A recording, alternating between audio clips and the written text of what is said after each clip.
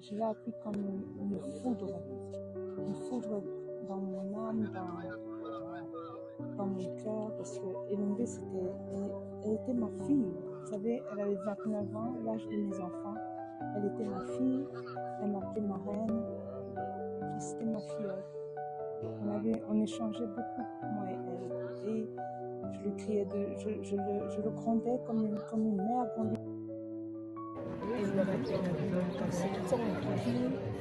mettre la joie aux enfants, amener la danse, amener la culture, mais tout ça en donnant une forte enseignement aux enfants.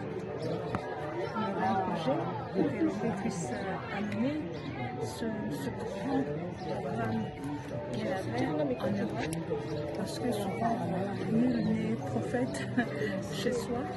Et en Europe, il y avait des pistes qui étaient prêtes à pouvoir l'accepter et qu'elle puisse venir les former là-dessus. C'était des plans que Dieu a fait, que ce soit dirigé différemment. Nous sommes des croyants, nous sommes des chrétiens.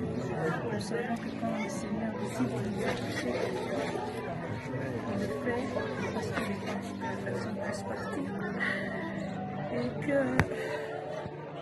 la personne puisse partir, pour que nous qui restons, nous continuons les œuvres d'une personne qui était sainte d'esprit, de l'âme et de cœur. Et vous savez qu'à côté de continuer à danser, à chanter et à faire la joie de notre Seigneur. Et nous devons continuer. Elle a laissé une petite fille de 5 ans.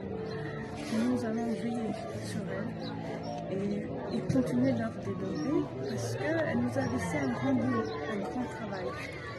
De dupliquer ce qu'elle a fait dans les différentes écoles de la RDC. Nous allons travailler avec le ministère de l'Éducation, mais on ne va pas s'arrêter à la RDC parce que déjà j'ai eu des coups de fil de Pointe-Noire, d'Angola, de Cameroun qu'on m'a appelé pour me dire elle est partie la madame, qu'est-ce qu'on va faire? Je leur ai dit non, nous allons continuer son œuvre.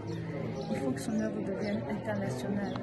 On a eu différents prix, on a eu le prix Nobel de la paix, on a eu des grands scientifiques de la RDC, on a eu beaucoup de grands joueurs de NBA, de grands joueurs de football, mais on a aussi la meilleure institutrice du monde.